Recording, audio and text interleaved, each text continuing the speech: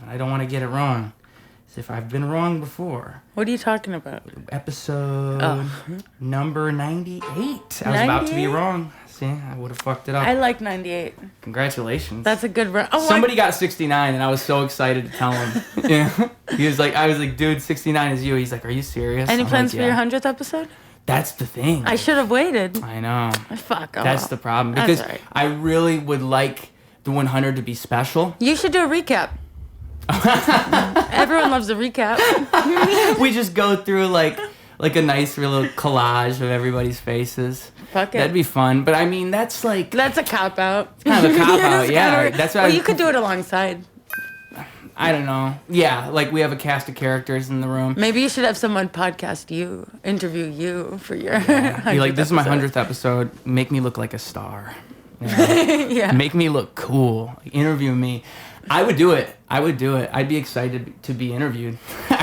As we were saying right before we started here, I would interview anybody. I'd let anybody interview me. I'll add on to that. Like if somebody invited me in, and even if they're like a super controversial figure, I'd be like, well, all press is good press. And well, yeah, I mean, any opportunity to get your message out there, even if it's totally in contradiction to whoever you're.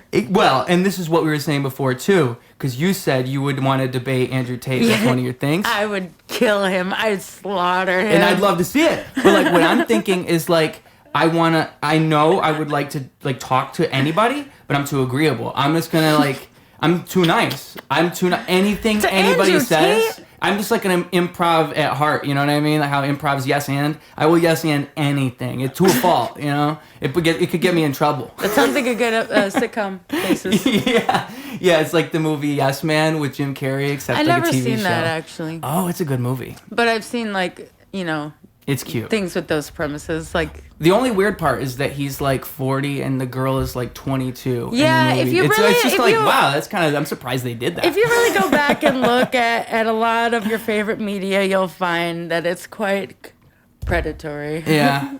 Like Elaine on Seinfeld gets sexually harassed so many times. Does she? Like a lot. Like it's actually terrifying. I still like to watch it. I'm thinking of doing a video about that. Yeah. Yeah. I hate when I get sexually harassed. All these girls are always coming up to me and saying how hot I am. Yeah, it's sexual harassment's no fun when you're the target. I know. Exactly. I'm like, ladies. You might think, oh, wow, he should feel so lucky, but inside of him is a person. Yeah, like Ken. I like Ken. So we should talk about Barbie, because you got a big Barbie thing.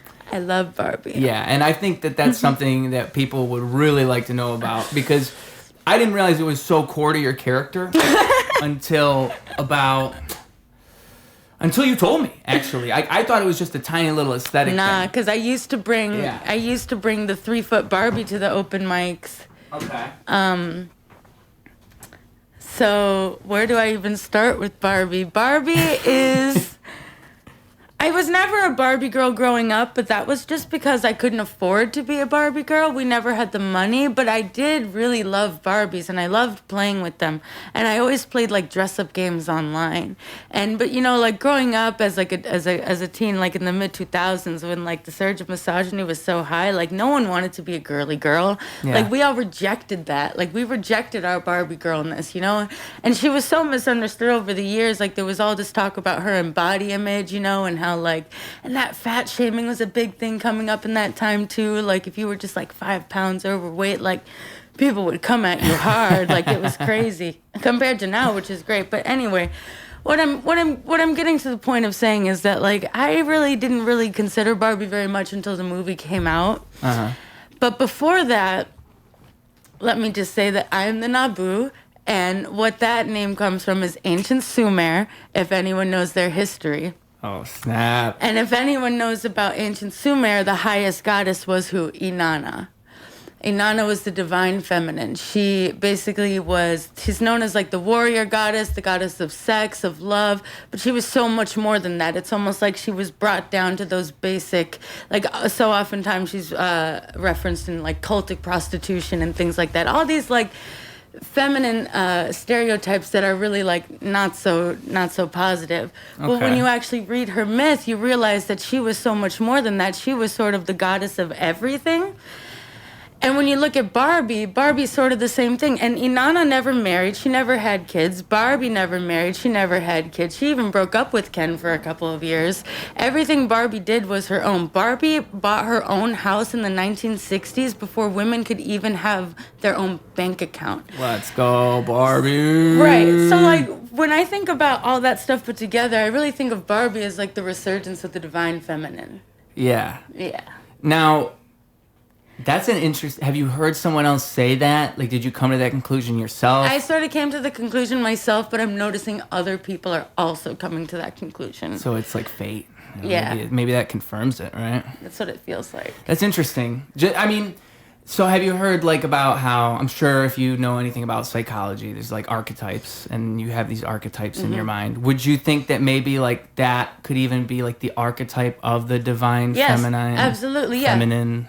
The way you could describe it would be in terms of archetypes. Yeah, she's Yeah. like the divine feminine. She's like exerting itself through people. Like Right. it's interesting how Right. that exists in our minds, right? Because I always thought that like God's a woman. I've always kind of had that, like because birth is everything. Everything's Right. creation. And you see so how like it's if been- everything yeah. you do, every idea you think of is some kind of creation, then like isn't creation the ultimate thing? And wouldn't that make God a woman? Women birth things, so that's that's my And isn't it theory. I don't know if interesting I how made they- that up or not. No, but you're onto something there, and Yeah. other people have talked about it. Isn't it interesting how they've cut out the divine feminine from the Abrahamic religions altogether? Yeah. Like there is no female creation aspect that we commonly know of. Yeah, like man There is created. no mother. It's the father birthed us. The father did this, but did he though?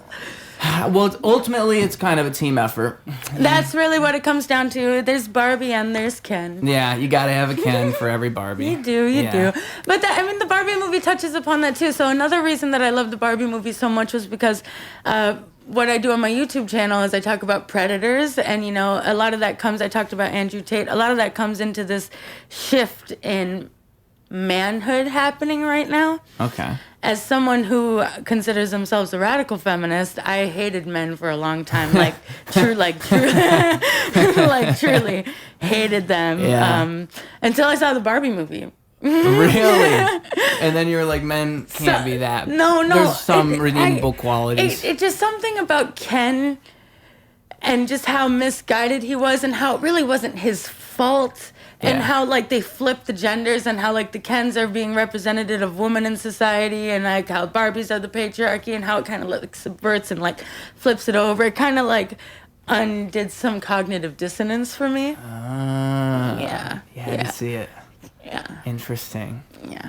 What other revelations did the Barbie movie give you? Because you told me previously about how important that movie was to you. Yeah. Well, it's so big. It's just so big, Ruse. It's Yeah. just so big. Where do you even start? Well, another big thing about the Barbie movie was how Barbie doesn't even really want to be Barbie. Okay. Like, let's talk about Barbie's journey in that movie. We all know about Ken and what he's going through, but Barbie wakes up one day in her perfect world and realizes she doesn't feel so perfect. And all of a sudden, she's like, what is this plastic world? What is this facade that I'm putting on for the world? Like, I'm not perfect. I'm not happy. I don't feel these things. I don't want to be Barbie. Where, like, Ken is, his whole thing is he's feeling sad that he's just Ken. The whole time, Barbie wants to be just Barbie. Like, she's sick of being so great, And it kind of, like, gives permission to yourself. Like, you don't have to be, like, this, like, great thing all the time to be valid. Like, you can have your days where you're just like, to be honest with you, I don't feel like doing this open mic tonight. I don't, but I think a lot of that is like a balance though. Like, I think one thing I've learned through just experience, and it's the only way you can learn, is that you have to do things when you don't want to do them. Yes. You have to. You have to. Yeah. You have to. It's true. Sometimes I don't feel like doing things. Truly, I didn't even feel like turning the camera on and filming this ad. But here we are. I gotta do it. I gotta let you guys know. We got professional mind blower t-shirts right here, right now, ready to go for you. $25 for a shirt. It supports the show. It supports me. It makes all of this possible, and also it's just a dope shirt. Professional mind blower. That's what we do up in here. Now let's hear some more about doing stuff we don't want to do. And that's really where like a lot of I think I like to have this grand theory that like everything in life is facing resistance, and how much resistance you can face is like really what measures what you can deal with. And that's like with physical things, that's with mental things, it's with everything. And that's the same thing. If you don't ever decide I'm going to go out and I'm going to do it, and you make up an excuse and you don't go and you never actually do it, you just live this life of like regret and sadness. That's the thing. You know, everything that I do, I just don't want to wake up one day and be like, really? Exactly. Yeah. Because you regret those decisions when you don't really go. Like if you went tonight, you're going to be like, oh, you know what? I'm glad I was here. Exactly. And I always do. It's and like that's what taking always a shower. happens. Yeah. You know, I have that with like a lot of the time I'll schedule these podcasts and I'll be like, oh man, this might not go well. This might be awkward. Like this might be, and it never is. Literally not even once. But it's like, and I used to do interviews. Episodes? Yeah, 98, exactly. And I used to do interviews, and it was the same thing. I'd be like, oh, you know, I'm interviewing this person, but they don't really, like, you know, this might be awkward. And it always was the exact opposite. Well, you're good at getting people going. Yeah. And that's what it tells me about me, exactly. Yeah. But it's like you said, even though I know that, I'll still have it happen in my mind where it's like, oh, you don't feel like Barbie. I don't know. I don't feel Barbie right now. I'm not my Ken right now. And that's okay. I'm not my Kenist. You're KENough, but like you're not Barbie. You don't feel Barbie. Like you're Barbie, but like you're Barbie. You're not even Ken. Like you're Barbie. Thank you. You're Barbie. Thank you, because I know. Yeah, I know you know. That's why I like you. I am Barbie. And I know I'm Barbie too. I know exactly what you mean, and I proudly will say I am Barbie. Hey, but you don't always have to feel like Barbie to be Barbie. That's right. That's right. Sometimes I can be Ken, and that's KENough. Yeah. I wear this hat, and there's something to be said though about KENough, and there's something to be said about how like boys are struggling though in the world. Well, so, like, male suicide, isn't that way higher than female suicide? Well, there's a reason for that. The reason for that that is because men choose more lethal modes of killing themselves. They're more successful. They're more successful, and it's because they're choosing like guns and things like that. Also, they're less likely to receive therapy. How are girls killing themselves then? They're more likely to take pills. Oh. Yeah, damn. Or cut, and that's like, you know, depending on which way it goes, they're actually less likely to cut than boys. But see, this is what I'm saying though, like that, and like, it's so easy to discount these statistics. Right. And even though it's not that like men are killing themselves at a higher rate than women, or women are killing themselves more than men, it's the fact that men are killing themselves, period, that people are killing themselves. Oh, yeah. And I think that's what gets lost in the sauce. And I think that like, this is gonna be controversial. Dun, dun, dun. I'm gonna drop a bomb here. I think that the next wave of feminism has to be about the boys. The next wave of feminism has to be about the boys. The boys, not the men, the boys. Now, please expand upon that idea. These little boys are going through the world thinking they don't matter, not knowing that they're KENough, being told that like they have to swallow their feelings, being told that they have to get laid and be these mindless sex machines, these mindless warring soldiers with no heart, no soul.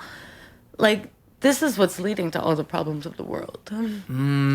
These men are constantly comparing themselves against each other. Masculinity isn't defined by women or what women are doing with men. Like, it's not something that women can do for men. It's something that men have to do for themselves, and it has to start with our little boys. It has to start with the messages that we're telling our little boys. So what is the better message then? It's okay to cry. Okay.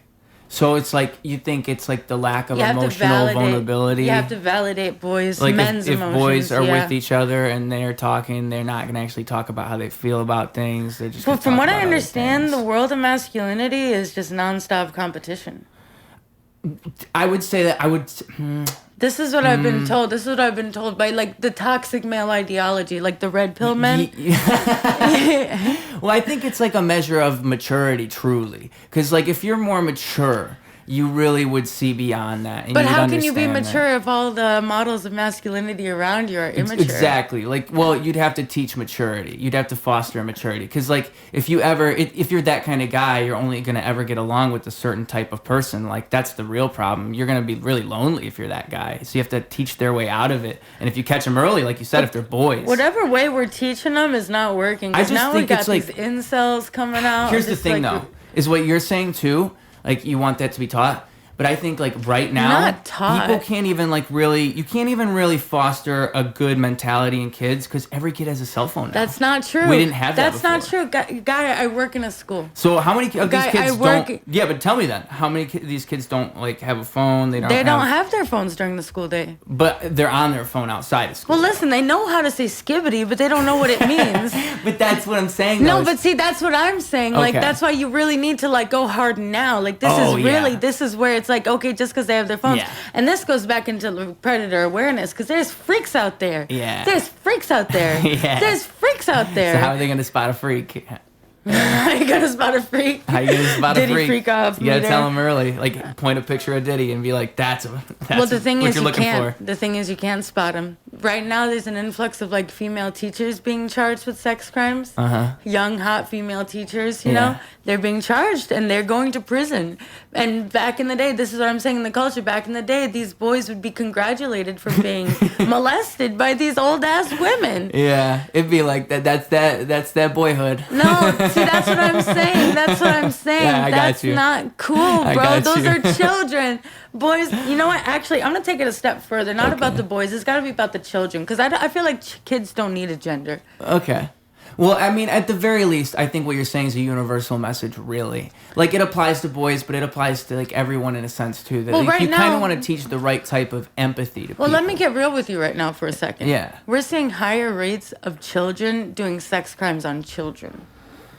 But that's what I was going to kind of say, though. Is, like, I think a lot of that is that, like, you know, even adults are affected How do by you avoid using a that? phone and social how do you media. avoid that? But this is what I'm saying, is even adults are affected by using a phone and social media. So you got these kids who are also growing up on that. That can only affect your brain a whole different That's why way. you gotta foster a Barbie girl mentality. Yeah. This Yes. is where the Barbie girl comes in and the KENough and the Kenergy comes in. This is You where got- Barbie struts in. This is where Barbie struts in. She says, look, guys, you don't have to do all that. Pornography is not cool.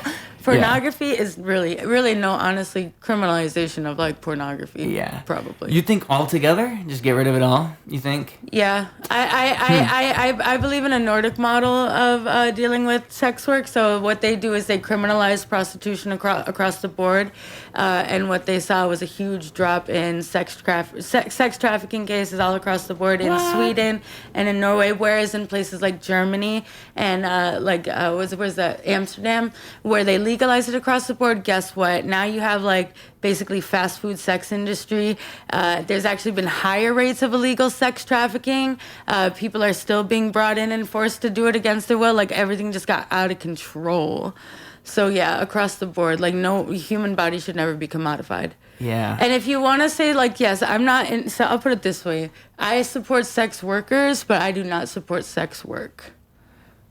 So how do you switch it up then? What do you mean? How do you change that industry if you support By letting it? by letting people know the horrors of it. So consider, like, if you're a sex worker and work is something that is a skill set, what are the skills that you need to be a sex worker? The ability to maybe control your gag reflex, the ability to not cry on command, the ability to disassociate on command, the ability to ignore pain to your body at will. Like these are not skills. Yeah. Like that's not work. That's like torture.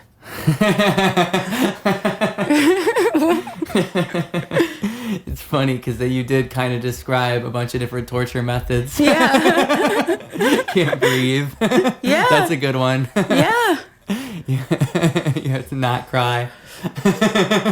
It's Well, porn, this is the thing about porn. what is porn but sex work with a camera in front of it? I feel like a lot of it is probably the product of people who went through sexual abuse. Like, that's probably the sad truth of Yeah, it. and that's something that's like, do we want to be encouraging that? Exactly. Right. And, like, there's a certain depravity to it that is almost attractive to the human because, you know, of course it is. It's what you're not supposed to see. But I really do think, to an extent, if it wasn't there, we would be better off. It's just I don't know about consider when you this. say get rid of it. That'd be so It hard. seems impossible, It'd be so but hard. that's what people Yeah. thought about slavery. In America, so many years ago. I do think it's somewhat inhumane. Even I would It argue is. that. It is. It's like I wish I absolute- didn't it's- have it to tempt me. You know, I And couldn't even imagine. this is it. another thing. This is an evil that's plaguing our young boys. Well, that a religious person would tell you that's the work of Satan. You know. Well, they're the work of Satan. Yeah. You're the work of Satan, you religious person. You fuck off. Like, no. Keeping religion out of it, like. But the thing is, if it was just porn, if it was just graphic depictions of people having sex normally, but what happens with porn addiction, and I know about this because I'm doing all this predator awareness, and I'm like detailing these cases, like all of these predators Chris Hansen has caught, and so on and so forth. There's a very distinct pattern of people starting with soft stuff, people who don't have predilections for child pornography, has slowly groomed themselves by needing more and more like graphic images to get off. It becomes like a drug, so you need more and more intense graphic imagery, and that's how the porn addiction starts. Of course. And then that's what leads you into becoming like into this child porn when you weren't even inclined to be into it to begin with. So they're like creating pedophiles where there were none. Interesting. And and again with the kids. I mean, kids have phones now. It's very easy Younger for them and to younger. find I it. just did a video about a 14-year-old who broke into his 91-year-old neighbor's house and raped her. Wow.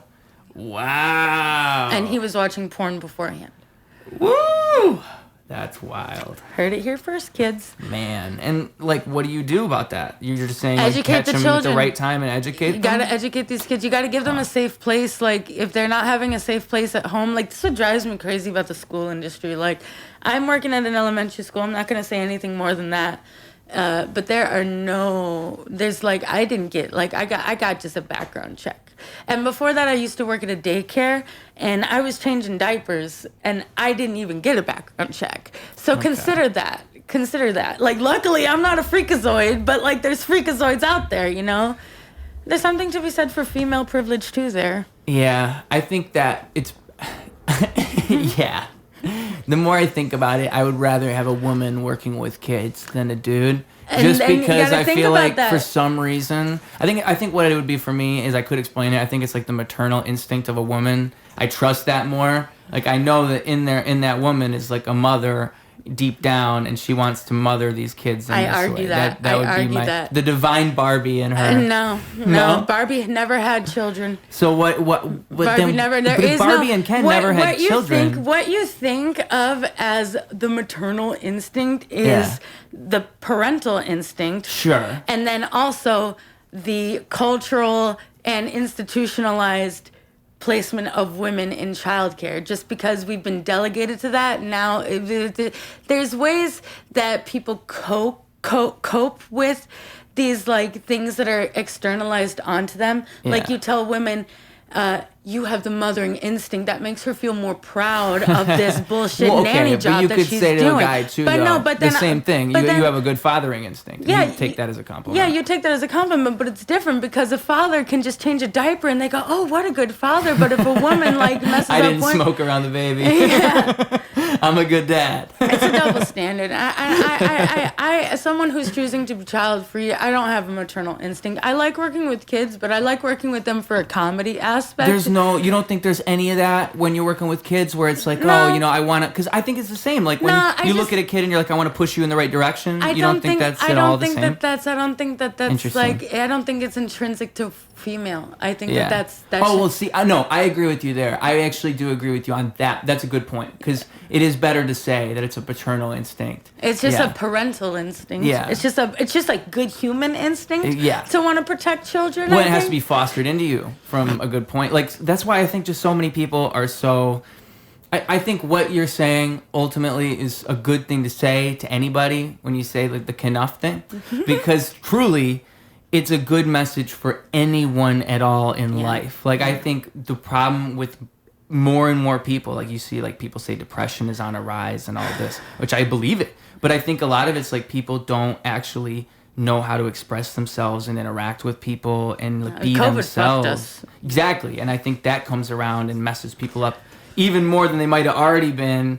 And then now everything's just always crazy all the time. If you look at the news, if you scroll on social media, you're bound to see something crazy. I don't think things were more crazy now. I just think that we have the social media to make us more aware, and Yeah, it's coming in all at once. Exactly, but that would make you feel crazy. It does. You never had that before. Do you remember doom scrolling during the pandemic? Like, yeah, exactly. Yeah, that's all I did. Well, I will admit, I went a little bit loco coco nuts. I almost got 90 Day Fiancé'd. Really? Yeah, I got engaged to a Moroccan man. Hey, that's a great COVID story if I've ever heard one. Yeah. COVID came, I almost got engaged to a Moroccan man. I always made sure to finish my dinner because I had starving boyfriends in Africa. Yeah, that's awesome, dude. No, it was horrible. He was an evil man. He was an evil man. Well, life comes along and happens sometimes. It does. But, I got to go to Morocco. That was cool. I've been to Africa. Yo, that's a great, I've never been out of America.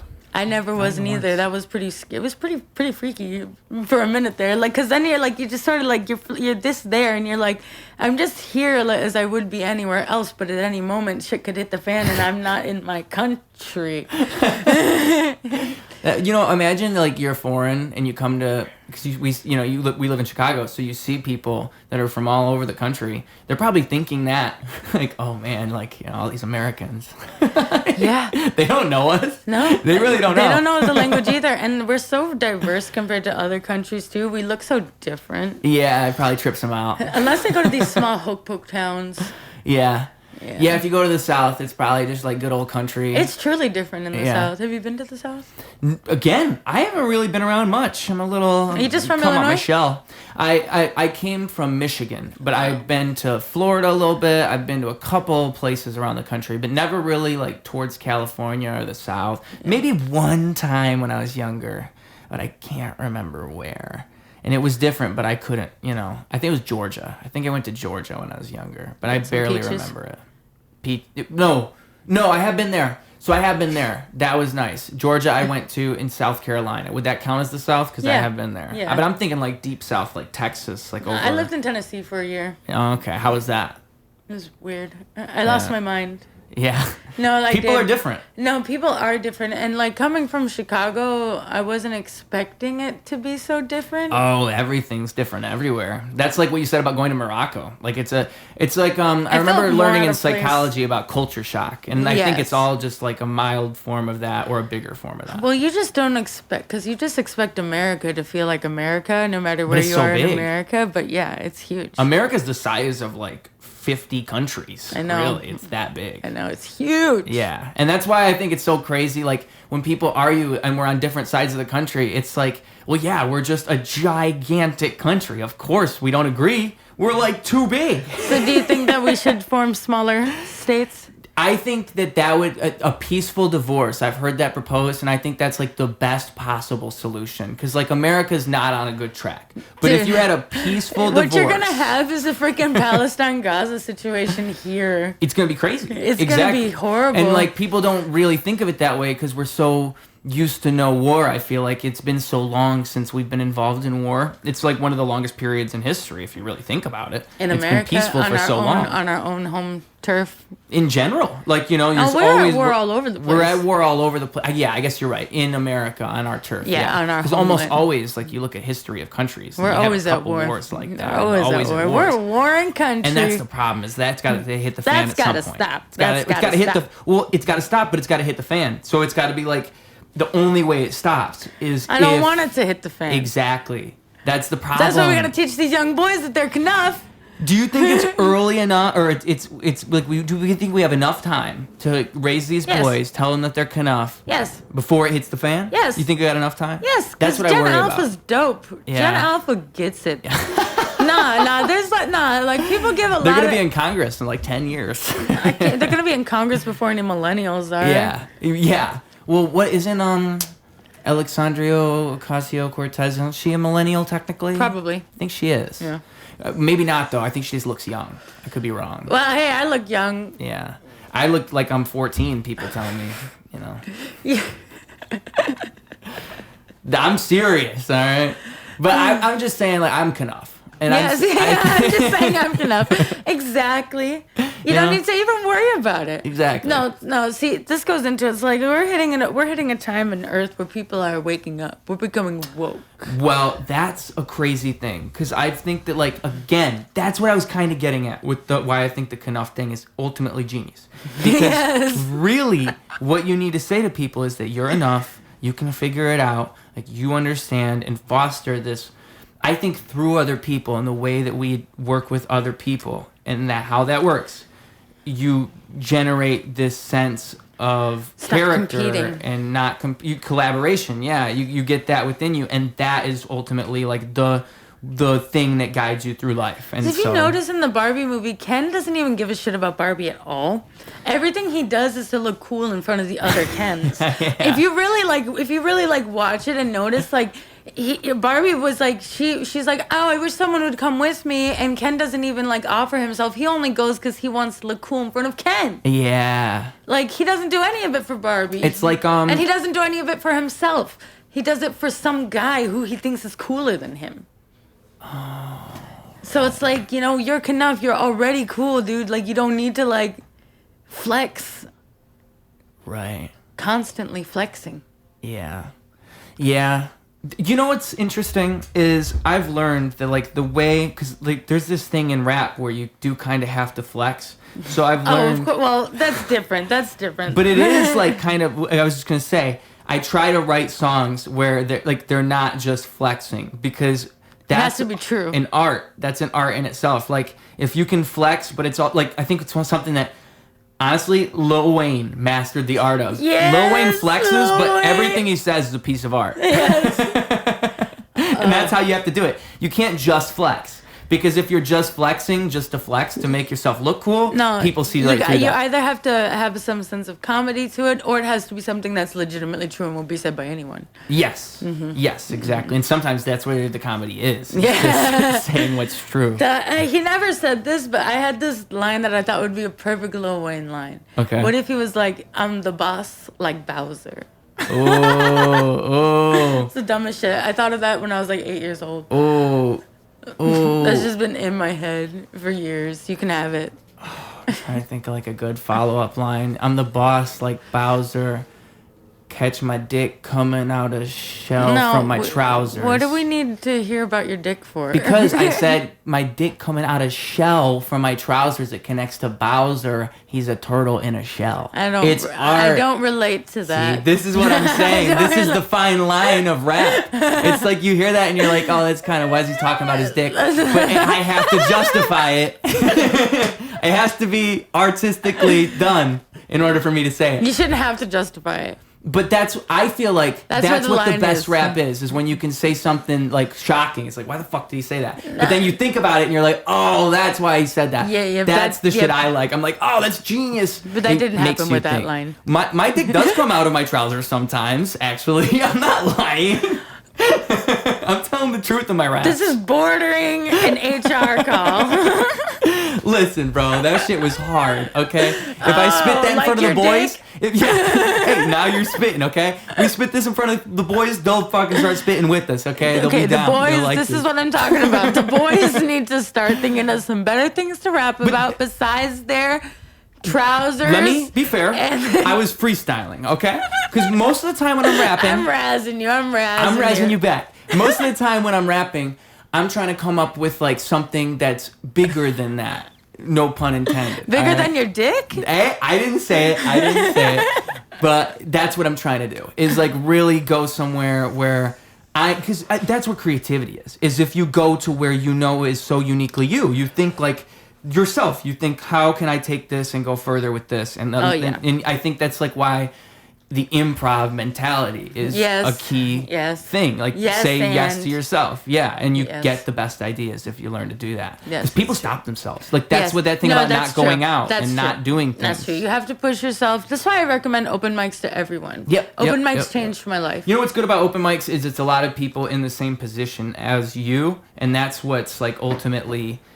easier about it. Like you can see in them, like, oh, they're just trying new stuff out. They're just doing what they can do. That's I could what be I that. want my open mic to be like. A lot of open mics are not like that. What? Expand on that.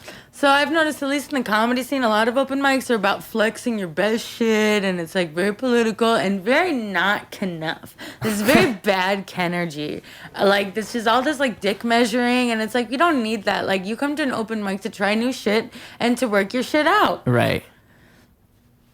You shouldn't be afraid to try new shit. I hate it when a comic comes on my stage and does the same set every week for 6 weeks.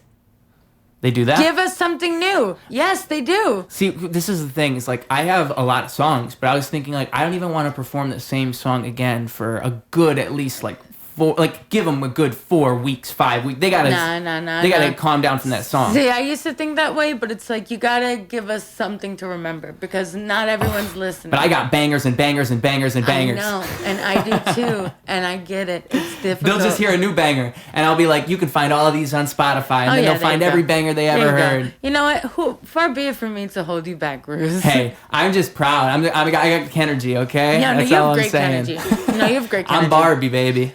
I'm Barbie, baby. So that's what I mean. And like, I get it. You don't want to go on the same stage, especially if you're doing comedy, though. Because like, the thing is, you're trying to get people laugh with the spontaneity of it and hearing new things. And if you're just rehearsing the same bit and trying it out different ways, they saw you last week. It's not always different people. And if it's the same fucking crowd every week, that's what I mean. That's what I'm saying, yeah. Like, if you come back a month later and you've polished the bit a little bit and then you're coming back with it, that's different than if you're doing working it out or you're doing something different with it every time. But if you're just verbatim... Yeah. Because then it's like a rehearsal. And it's like you're watching them rehearse. That's not what the open mic is for. Yeah. You know, I think that, like, what's fun about... no, that's what the open mic is for, but not 6 weeks in a row. You have to, like, get into it. I think that's kind of something... Like, you could even perform the same jokes if you got into it and found a way to move around and have some spontaneity to it. Because, like, when I perform the same song, I have to say the same words, but I can still switch it up and have different energy. You just have to bring whatever you bring. I really think that's... You know, but some people... That's the difference between a performer, someone who's got it, and someone who doesn't. But you can train it. Like, you can teach... Yeah, but you can train it, but you really can't, though. You don't think so? But you really can't, though. You can train it, but if someone doesn't have it, they just don't got it. Oh, that's tough. That is tough, but that's showbiz, baby. Because you know what? That's showbiz, baby. I agree with you. It is showbiz.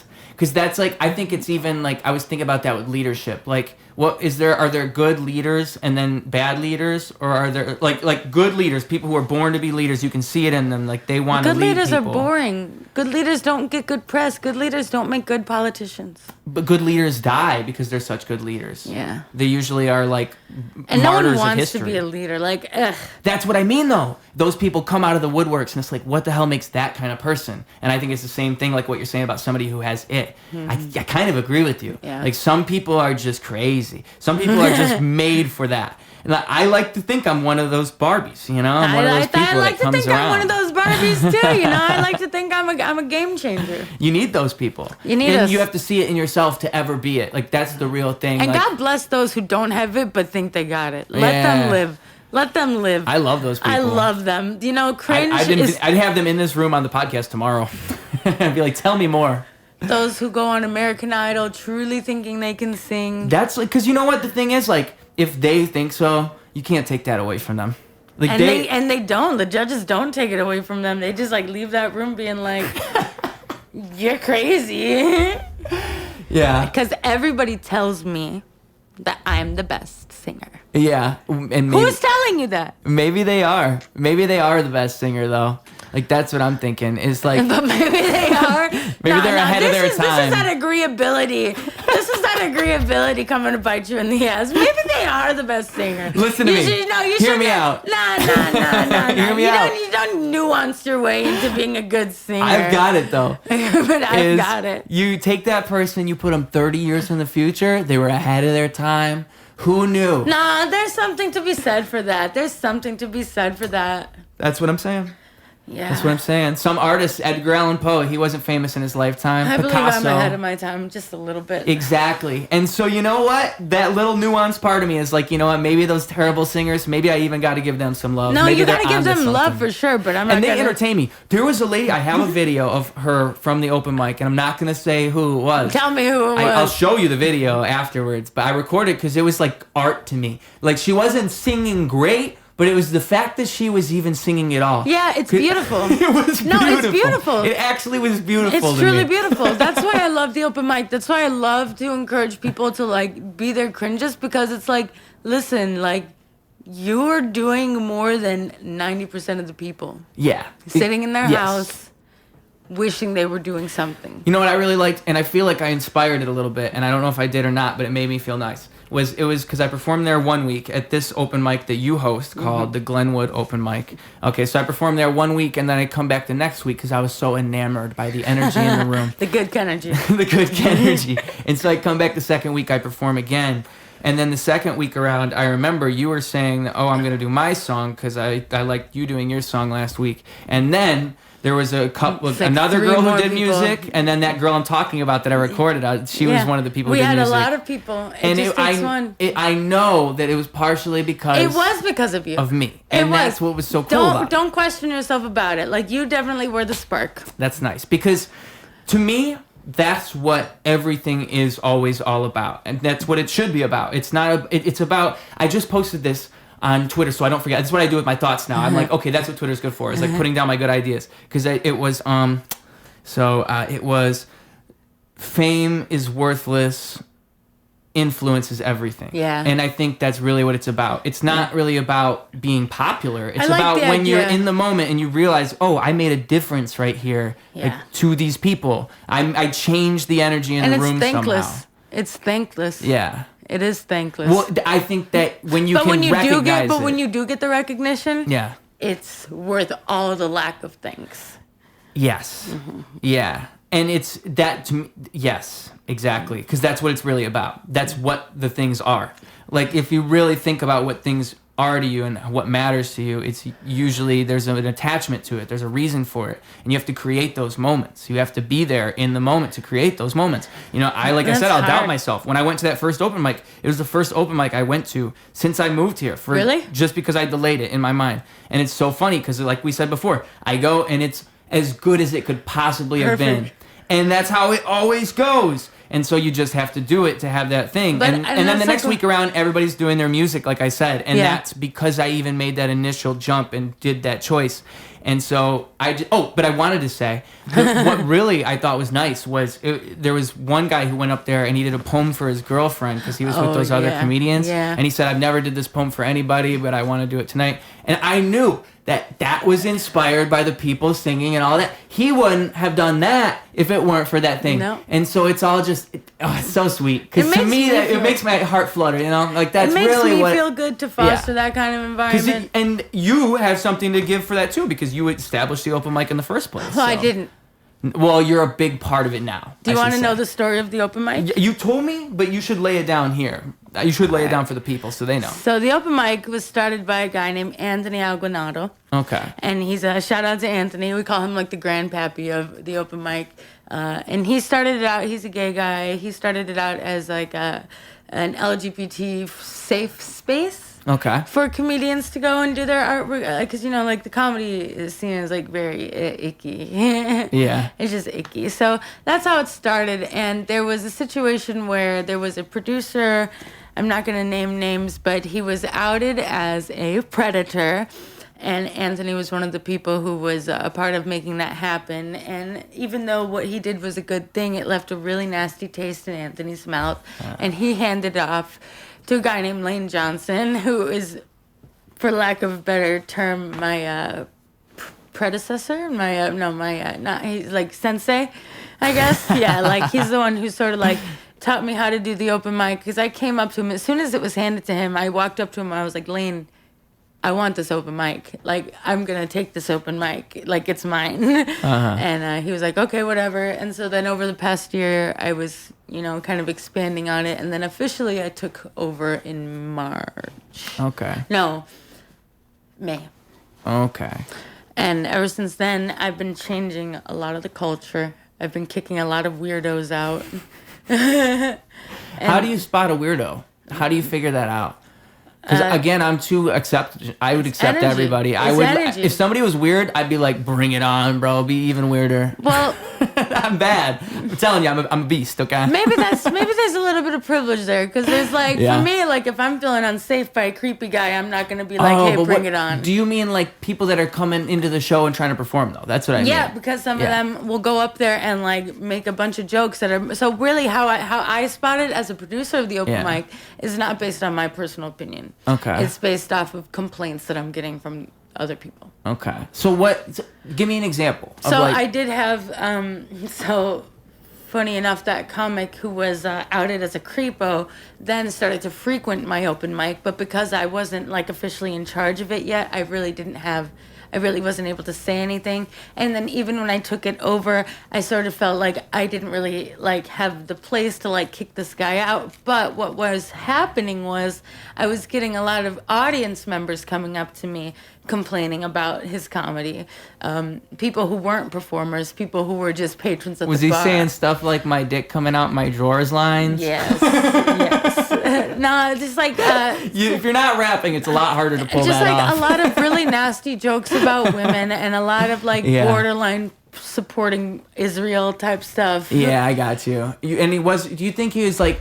Because my question always is with these people. Because I'm seeking to understand it. It seemed as though he was doing it as like a fuck you. That's what I was gonna say. Is like usually it's like an edgelord thing. Like I'm trying to be controversial. But here's the thing: like if you're doing comedy, you're there to make people laugh, and you're there to make people safe, and to make people feel comfortable. Yeah. And I just feel like you got to pull that off if you're gonna do it. Right. You got to do it right. There's a fine line. You have to have an intention. Exactly. Yes, that's it. There has to be a real intent behind the ideas. Because I go up there. A good one. I go up there and I do this joke where I say, like, the difference between most of you guys and a convicted sex predator is chance. And that's, like, edgy, and I'm basically calling every man in the audience a sex predator, but they laugh because what I'm doing is it's a commentary on, like, the statistics and not actually, like, calling them all fucking... I don't actually believe that. Yeah. But you can tell when I say it that I don't truly believe that. But when a guy's up there and he's saying, like, basically... I'm gonna fuck this hoe and she's gonna take it whether she likes it or not. There's not really a new, and this is what pissed me off. No, That's hold so on. stupid. No, here. This is what pissed me off That's with really that. what they're saying. Well, here, let me give you a better example. This Matt Rife came under fire recently, for this joke where he made. Did you hear about this? Maybe. Matt Rife, he made a joke. Basically, the joke was they went to a restaurant and the hostess had a black eye, and he was saying to his friend, he was like, wow, they should maybe keep her in the kitchen or something with that because that's unsightly to look at. And the other guy says something like, well, obviously, if she was good at cooking, she wouldn't have a black eye. Now, here's my complaint. It's a boring old hat. Old material, been done before. Get new material. Is this the stuff that he's doing on the spot, like no, crowd work? No, this is not his crowd work. This is like a part of his bit. And I'm like, this is my complaint. It's not that it's misogynistic. It's not that it makes me feel unsafe. It's that it's boring. Right. And you're not really saying anything with that joke. You're not making any statement with it.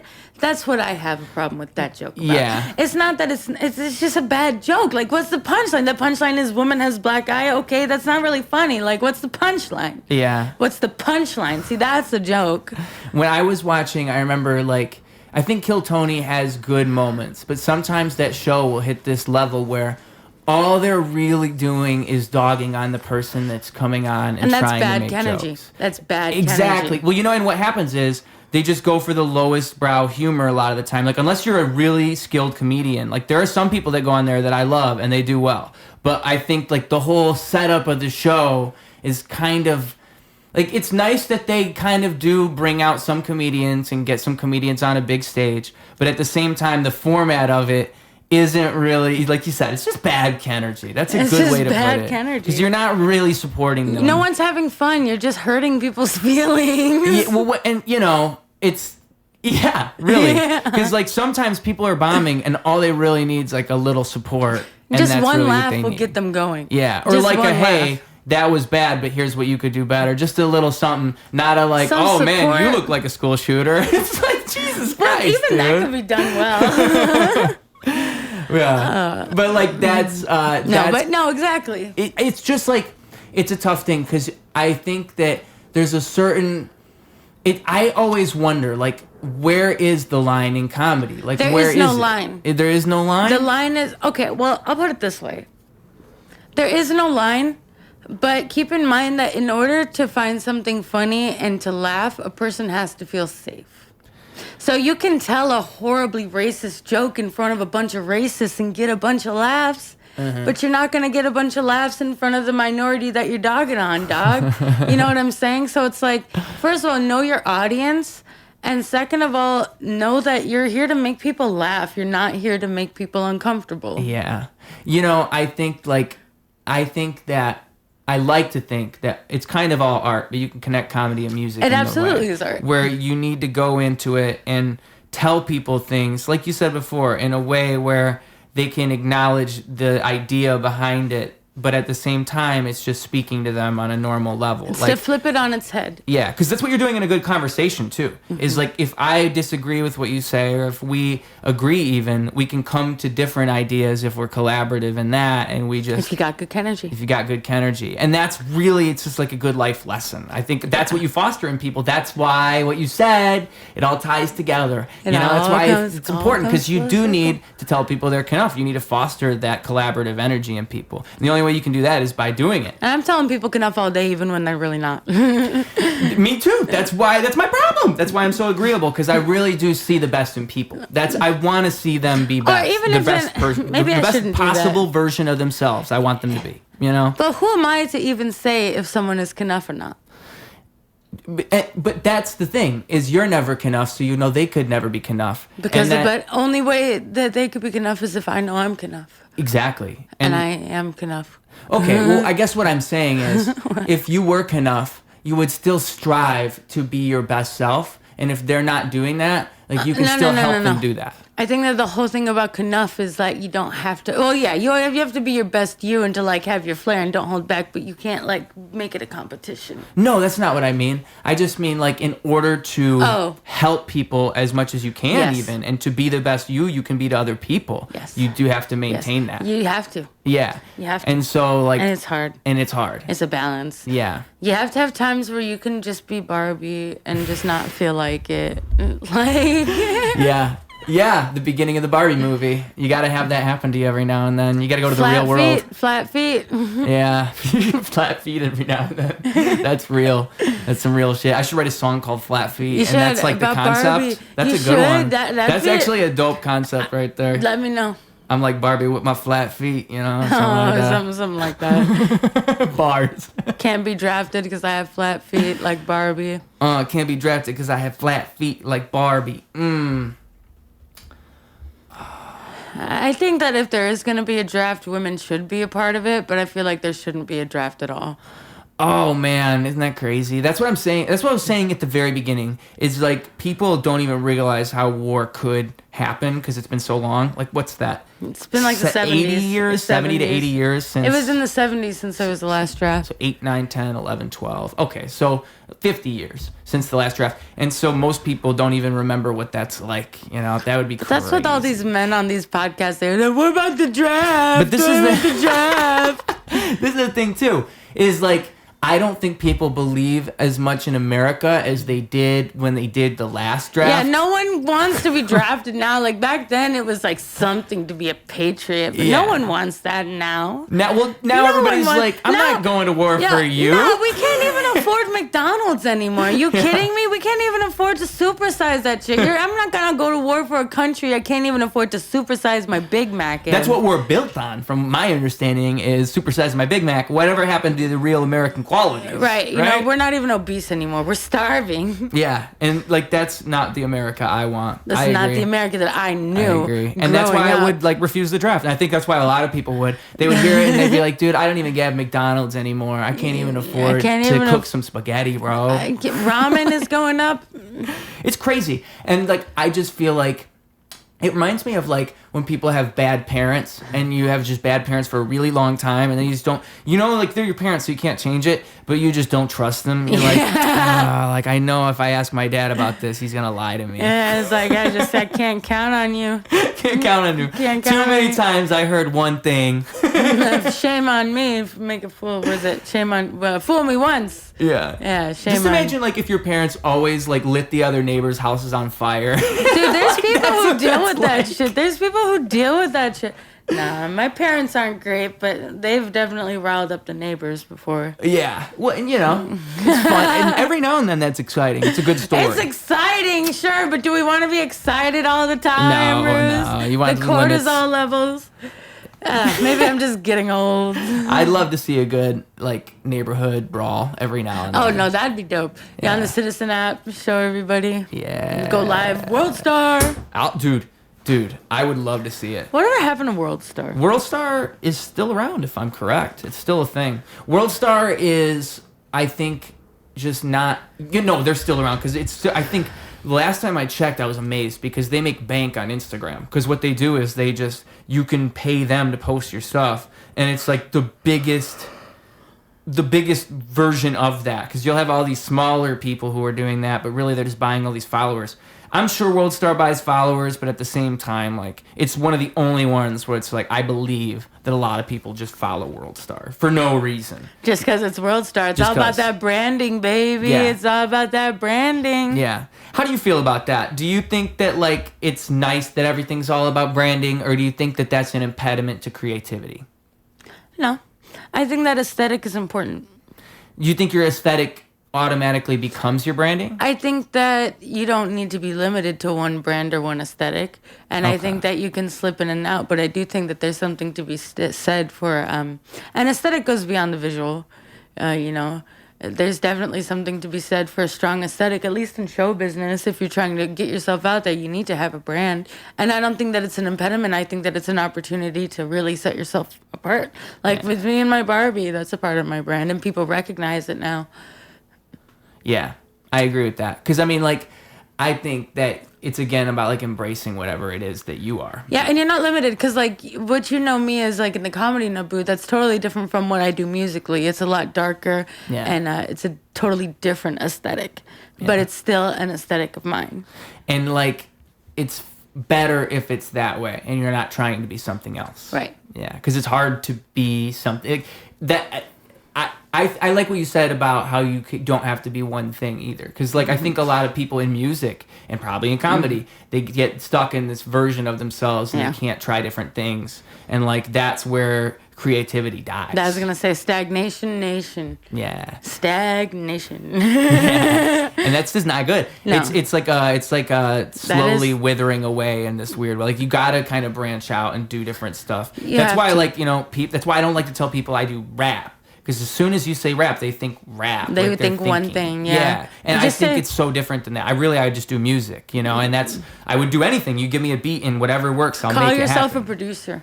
Well, I've heard alternative artist is a good way, but that just sounds so vague. That's very vague. Yeah. Because that's me. Like, if you were advertising to like a festival, that sounds better than a rapper. You could say that much. If I say I'm an alternative artist, producer, rather than a rapper. Producer. But I'm not just a producer though. I'm a fucking lyricist, baby. I'm a vocalist. I'm the whole 9 yards. I'm Barbie. But it's all encompassing. Yeah, but that's not, because if they hear producer, they think I make beats. Just call yourself a musician. I'm the music man. You're the music man. I'm the music man. And I'm going to come in and I'm going to blow your lid, bro. All over your music with my trouser horn.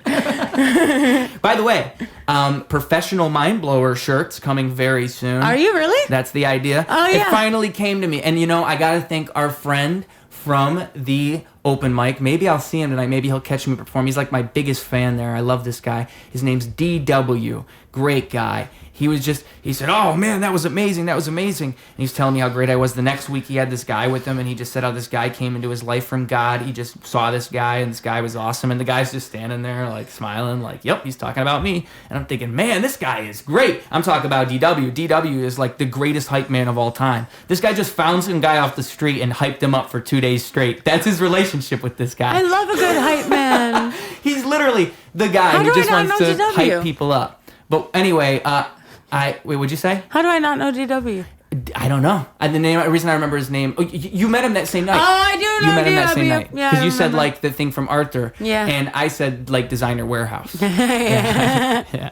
But DW and I said like designer warehouse. He was a great guy. I forgot why I brought him up. Oh, why did I bring him up? Because your t-shirts. T-shirts, yes. Because I said to him, because he's like, oh man, you're blowing my mind. And I said, yeah, I'm a professional mind blower. And he said, oh, you should put that on a t-shirt. And I was like, yes. Because I was always trying to think, like, what do I put on a shirt? I could put cover art on a shirt, but that's like, only if it's artistic enough. But even then, it's cover art. That's all it is. If I have a thing that says professional mind blower, and then it's just my QR code. It doesn't say Ruse. It's just a QR code. So it's like, oh, mysterious. What is this? And then you scan it and you're already there. But also it's a whole brand in itself. Yeah. Professional mind blower shirts. People would buy those. They don't even know what they're buying. Yeah, exactly. Because it's a nice concept. Exactly. That's why I was so excited. Exactly. You could make that a thing. And that's a brand. That's my brand. That's what I am. That's a brand. I blow minds for a living. That's what I do. On your business card, you should just put that. If people ask you what kind of music do you make, you just say, I'm just a professional mind blower. So right. Because I need to print more business cards. And I was thinking like it says musician, videographer, blah, blah, blah. If it just says professional mind blower, that would be so much better. That would encompass it all. But, you know why it's great? Because it makes them curious. Yes. They don't really know what it means. Exactly. And that's how I blow your mind. Yeah, because that's what you do. It's all encompassing, like you said. And you do it professionally. It's an act, okay? I tell you, like, you need to do... You know what I think it is? It's being yourself and embracing your Kenergy. That's all I really think it is. That's all it is, embracing your Kenergy. Truly. And we all have it. Yeah, because like when you do that, it's like leading by example. It's like people see that and they see that kind of in themselves. And it's like what I said before about how people doubt themselves. Like I think people see other people being themselves and it enlightens them in this Sometimes way. it pisses you off. Like for anyone who wants to know how I discovered Bruce, he came to my open mic and pissed me off with his Kenergy. Dude threw it down so hard on his first performance and I'm just sitting there like, I could be doing that. I could be doing that. And next week I did. And now, besties. Exactly. And that's you like, gotta get over that initial jealousy because I think that's really hard for a lot of people. And it was hard for me to overcome. And you also have to be honest about it. Like, it made me feel better to tell you. I think that is probably something that's like, it's so strange to me because I'm just doing what I can do in the best way possible. Yeah. But I've learned that does kind of bring that out in people. I think it's like, I think it's your subconscious. Because they don't know they're enough. I think it's a reflection of yourself. Like that's truly what it is. You're seeing in someone else what you want to see in yourself and it makes you upset because you're like, I could be that. But I'm not that. But you never be that unless you go to the open mic. And the thing is, it's a complex thing to be that person because you have to understand that. You have to understand some people will be upset by you because you intimidate them. And like you made the right choice. You're like, okay, I'm just going to go with the flow. I'm going to mingle with this. Some people wouldn't even, like they would see that. They'd be like, fuck this guy. They wouldn't even want to talk to me. I know, but I'm not that guy. But I'm just saying like that's... That no, I know. It's interesting. It would have been easy. It would have been easy for me to fall into that route, but that's poor Kenergy. You know what? I was having a conversation with my mother of all people, and I was saying to her like how I think the harder thing to do is to be nice and to be understanding and to be sympathetic and empathetic to everyone. It's harder to do that than it is to make the bad assumption that fuck this or this person is this. It's way harder to be that person that's like, well, maybe because it's vulnerable. It's vulnerable, and you have to have humility in a way. You have to be able hard. to, and it's when you got it's easy to forget the humility.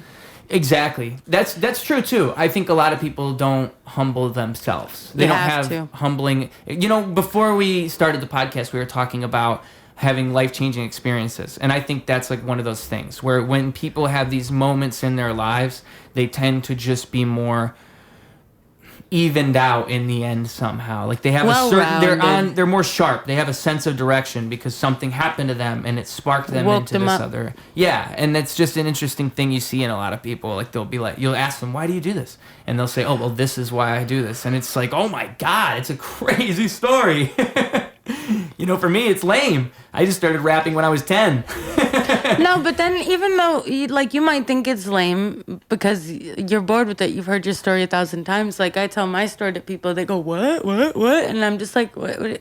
You're just used to your story. Yeah, that's true. And everyone's story is different. Yeah. And it makes you what you are. Tell us about your story, because I did want to hit that on this podcast, because it is a crazy story. Oh, so yeah. How do you get involved in everything you're involved in now? What's the origin story of the Nabu? Well, when I was born with a condition called plagiocephaly, which means that the plates of my skull were fusing prematurely. So I had to have 2 brain surgeries for that when I was a little baby. One when I was 9 months old and one when I was 6 years old. Then growing up, I had, a troubled home, and I became really goth, and really dark. So I always had I was always into alternative music and things like that because I was brought up with it. And I was also super angsty. I go through life, and I was pretty sociopathic. And maybe that had to do with some of the brain stuff that was going on with me, but I was a pretty angry person. And I was kind of causing havoc anywhere I went, until one day it felt like I was hit by a bolt of lightning. I had an argument with my mother because I refused to do the dishes, and we had this big blowout fight, and she left, and all of a sudden I felt shame. I felt really bad about myself. I was like, oh my God, I'm such an asshole. What am I doing? My effects... my actions have effects on people. My actions have consequences on people emotionally. And ever since then, in 2011, I've sort of been working on my philosophy of kind of redeeming myself as this evil person who I was. I was genuinely a bad person. I was just ruining people's lives everywhere I went. I wasn't violent or anything like that, but I just really wasn't a nice person. And so I've been on this path of redeeming myself, and one day I discovered the Marx Brothers. I don't know if you know who the Marx Brothers are. I've heard of them. Yeah, they're this comedy trio from the 1920s, and that's when I got involved in clowning. I was like, oh my God, these guys are the funniest thing ever. And there was some sort of connection to me between the intense anger and pain that I felt and the intense release that I got watching the comedy. So now I'm having these sort of dual identities of something that's sort of angry, full of angst and demonic, but at the same time light and fluffy like a clown. And as I'm sort of developing this, I go to a clown camp on scholarship.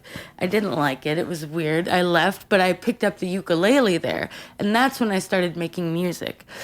Wow. And so I'm making music for many years, and I moved to New York City, and that's when I get involved in the occult and the dark arts. And I hate saying I'm a witch, but there's a lack of a better term for that there. I think that's... Not to interrupt you, but I was trying to figure this out. Are wizards and witches the male and female? No, male can be witches. Men can be witches. You. I was trying to figure that out. Continue. Anyways, so yeah, this is where I'm sort of really finding myself. And I moved to Tennessee for a year, and I lose my mind. And this is kind of where I learned that magic was real, and black magic is real, and you really shouldn't fuck with it. But this is where I became the Nabu, because I started getting into ancient history, because I wanted to figure out why was there so much hate and gender violence in the world, sex-based violence in the world. So I went to the earliest written records, which was Sumer, and I discovered there was I named myself Nabu many years before, but I didn't know, Google said that it just meant prophet. So that was just kind of something I named myself, and I realized that Nabu was actually the male personification of this female deity named Nisaba. And so while I was carrying this name this whole time, everything kind of came full circle for me. It's kind of hard to explain. I feel like I'm sort of babbling now. But at that point when I realized I was carrying this name and kind of working on this philosophy for all these years, it just kind of all came full circle for me at that point. And that's when I discovered Inanna. And then that's when I also started getting some more severe brain damage stuff. So I kept having recurrent brain infections, which may lead to my magical thinking. People may or may not know, but over the course of those years, I had recurrent brain infections that left me with holes bored into my frontal lobe. And so the last time that happened was a seizure I had in 2022, which kind of really blew my mind, so to speak. And that was right around the time I started going to comedy open mics. Interesting. That's kind of the nutshell version of how I became the Nabu. How would you say, like, the holes in your brain thing? Because, you know, I don't know if you've ever heard stories about, like, people who have certain brain trauma and that makes their brain function differently. Like, certain autistic people have a really photographic memory and things like that. Because I think that that's kind of the reason some people gravitate towards art even. It's the way you think. It's the way that your brain is wired is just different than other people. And there's a reason that you're so connected to that.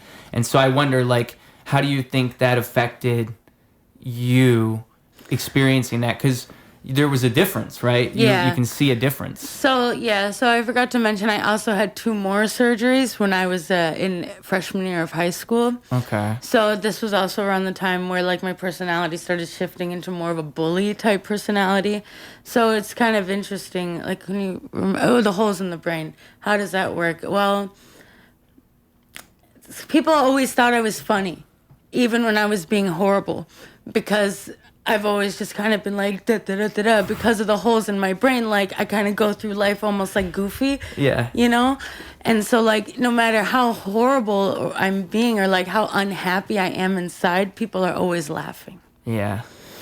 So I feel like a Pagliacci sometimes. So, like, even though I'm really struggling and people think it's so funny when I lose my keys or, like, last week at the mic, everything was kind of imploding and, like, everyone's like, it's okay. That's just Nabu. That's how it is. Internally, I'm screaming because that's not how it's supposed to go. It's like when you walk into a room and you forget what you're in there for, but it's happening every other second. Yeah. But you can embrace that. And I do embrace it with my brand and my comedy. It's all you can do. Yeah, I Truly. make fun of myself a lot. Yeah. I have to.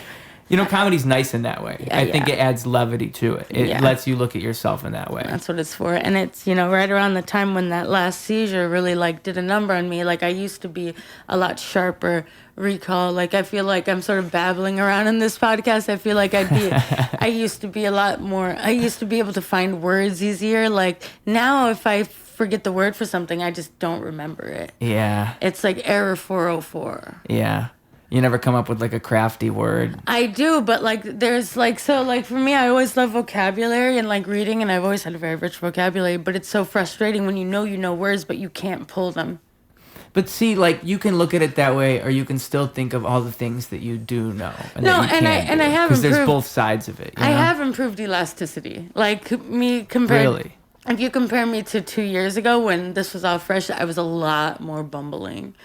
Really? Yes. Because that's kind of what I was getting at with the whole, like, what's the difference? Yeah, I was a lot more bumbling and a lot more forgetful and just a lot, like, less... That's interesting. That's very interesting. And if you ask, you can even ask people at the open mic because they've seen it. Like, you can ask, what was she like a year ago versus today? And they'll tell you. Yeah, I seemed like a lot less capable of things. Wow. Yeah. And, like, that's why I think it's so nuanced. Like, when the most empathetic people I've ever met are the autistic people I've met. I noticed, yeah. Truly. And I mean that with, like I'm talking, if somebody has Down syndrome, they're nicer than the regular autism people. Like, if you're all the way Down syndrome, you're the nicest guy ever. Because it's like a scale. Like, the more Down syndrome you are, the nicer you are. What the fuck? No. People with Down syndrome, they're sassy motherfuckers. But you Don't know get what? it twisted. No. They're sassy, but they're in touch. Some of them can be bullies. They're like Some dogs, you know? What the fuck? No. This is going too far. I mean this in, like, the sweetest way possible. Because it's like a dog. If you're cool with the dog, they're cool with you. If you're like, oh, you're so funny, good boy. Yeah. You know, and if you're like somebody with Down syndrome, they say the most wild thing ever. But that's just because they don't have social skills. But, like, if you're, like, they objectify women, they're probably the biggest perverts ever. But, like, if you get to the heart of them, they just want to eat candy and, like, go to bed. Like, they're the sweetest people. They're simple, I guess. They're simple. That's my ultimate point. They're simple. Just like a dog. He just wants me to feed him and go take a nap. And it's almost, like, endearing. And that's what I feel like is, like, it's almost like it's so nuanced because you see all these people that are so smart. You're almost too smart for your own good. I think that Down syndrome in and of itself is nuanced. I feel like you can't put every person with Down syndrome in a box like that because there are some of them that are quite conniving. Yeah. There are some that are quite conniving. But that's that neuroplasticity coming in.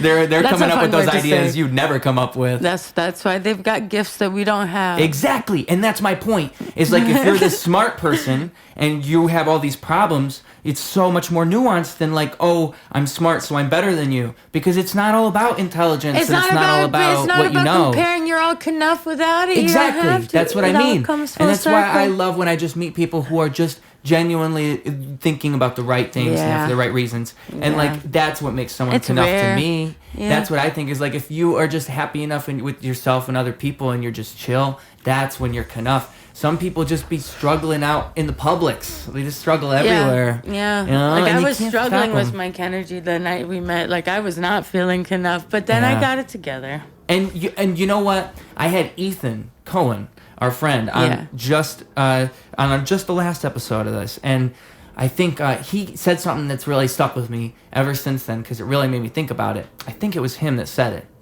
Because we were on the topic, but he says it. Shout out to the last episode if you can't see what I'm doing here. So he says,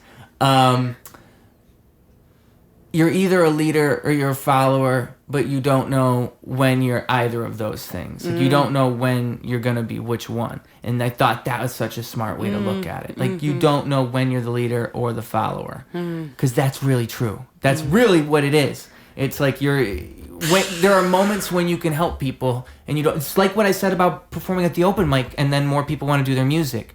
I'm not even realizing that I'm helping them in the moment, and that's the beautiful truth of it. Is Yeah. it just happens through the action. There's this ripple effect in the action. I know. That's what's really crazy to me. And so many times I don't feel like doing the open mic. Like I just feel like stopping it. But then it's like there's people who go there and that's like their only reprieve. Yeah. Yeah. And it means different things to different people. You never know what you mean to somebody else. Yeah. That's like the raw truth of life. Is like, you know, when I really try to think about it, like what do I mean to other people? It has to be so many different things. And it's because I put myself out there. Like, I just remember, I'll think of, like, messages people will send me. Like, oh, hey, I like this song that you made. And I'm, like, I'm in my mind thinking, bro, how is nobody how do I not have record labels reaching out to me right now? I should be the most well-known artist. But I get that one message, and I'm like, oh, this is all worth it. But because you know it what? reminds me. I've always said to myself, I'd rather have a small band of committed followers who are really into my work than be, like, just loved by a bunch of people who don't get it. Yeah, that's true. And that's why you have to cultivate the right type of people. Cultivate the aesthetic. Cultivate your garden. Sow your seed. Yeah, because it's about you in the end. It's like, I think if you're a certain amount of real, you attract a certain reality back. Yeah. You have to put yourself into it. Because if you're fake, you get faker people. Of course. Yeah. I mean, everything we do is a mirror. I mean, like, it's so easy to say that, like, you know, we attract what we want based on our mentality, but it's a lot harder to like get into the nuance into it when you're faced in a situation with externalities that you have no control over. And that's the raw truth of the universe is like, not only do you have to be yourself, but not everybody is going to be down with yourself. Right. You have to kind of, that's why I was saying, like, when people don't like something like a performance of mine, I almost take it as okay, well, at least I'm generating something. You know what? In that. Haters make you famous. They hate us because they ain't us. They hate us because they ain't us. And it's true. I always go by haters make you famous. Like, listen, I do YouTube, okay? And I do have brain damage, okay? Do you know how many comments that I get saying, is this girl on meth? Like, she's on some kind of drug. She looks like she had her hair done by a record player. Shit, that was my favorite one. But, like, I love those. I get off on the troll comments. If I get some haters from this podcast, I'm going to love it. Give me all the negative comments. Haters make me famous. They make me feel funny. They make me feel like a good troll.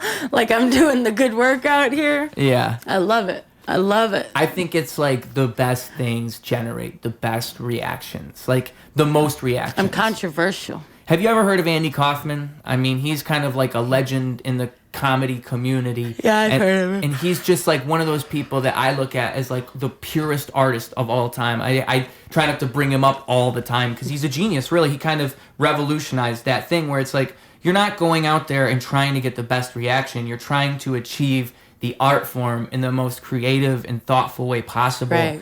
And in that, you generate a reaction. Yeah. Like you challenge yourself. You have to be authentic. You have to be connected. And that's a hard thing to do. It's the hardest You have thing to have to a do. solid vision, I think. And like that's kind of the beginning. You have to really know what your ideas even are to be that person. I think for me, my hardest thing is not so much my vision, it's actually feeling connected enough in the moment to go out there and do it. Interesting. Like you think you kind of It's hard do you to feel like you're shake. in like a dissociative state when you're trying to go on stage and just be in that moment and be that person on stage kind of? No, You're it's not like, there? I feel like it's hard to shake my moods. Yeah. But like is there a way you can incorporate Yeah, just the going up moods? there. That's the thing. You just got to go up there and use it. Yeah, because that's what I would do. That's what I have to imagine is the only answer. That is. With comedy, it's hard but I find that I do my best comedy in my worst moods. So really, like, you just need to hire somebody to piss you off before every show. That's what it seems like. And I used to make a joke about it all the time. It's like, and people only laugh when I'm not joking. Like, you guys are laughing and I'm just crying out for help. Somebody help me. They laugh. Ah, she's so funny. You just have to suffer. You have to literally go up there and suffer. And they're like, this girl is so funny. Well, yeah, like when I first did my first comedy set, like I wasn't doing comedy. I thought it was an all arts open mic. So I go there with my ukulele. My song was called I'm So Angry. Yeah. And I did one bar of it. And like, I was just like, I just don't feel it. I was like, guys, I work at the corner bakery. Is not going well. And I just started trauma dumping for 4 minutes. And then when I got off, everyone was like, you're funny. You're a comic. They thought I was a comedian. That would be a great bit. That's why. It is Because if not that were going a well. bit, it would be so funny. The fact that you committed to it for 5 minutes straight is like the funniest part. You just trauma dump on him for 5 minutes. Me and my boyfriend just broke up. He hates me. I just burnt his my shirts. I burnt all of his shirts. It took me like 20 minutes. I filmed it. I can show you guys if you want. It's on YouTube, 200 views. 200 views. Here's my tag if you want to find it. I'll spell it out. Like you could really, I could see that being gold.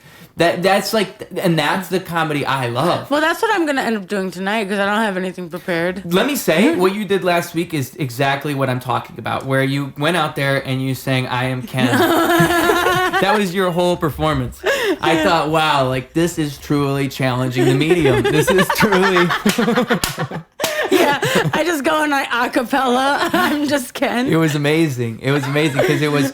no one could have predicted it, and that's what's so genius. And everyone just has to endure it, and that's the performance. Yeah, I know.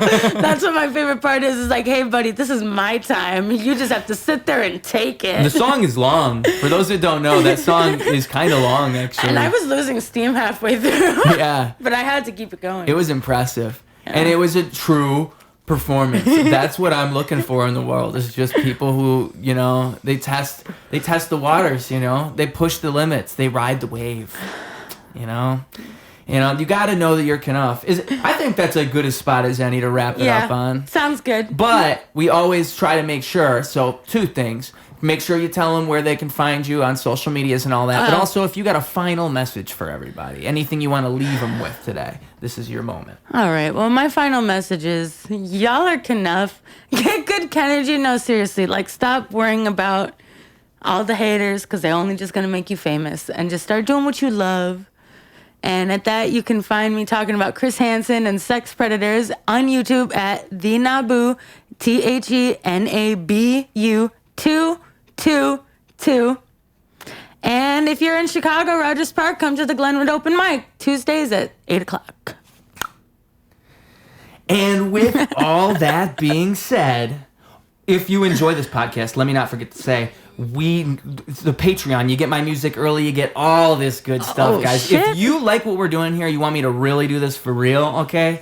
All I need is like 100 of you guys to really be down with that, and then I can quit my day job and do this for real. You understand what I'm saying? It's actually not that many of you I need. So the Patreon is where it's at. Please, dear God. The link is in the bio. We're Dear also God. I told you about the t-shirts. We're going to be selling t-shirts. Professional Mind Blower. Nabu, it was so nice to have you here. You can catch me at Nabu's open mic. Again, the Glenwood open mic. It's a pleasure to perform there. It's a great energy, great Kenergy up in that room. And don't you want to see your boy? You know you do. With all that being said,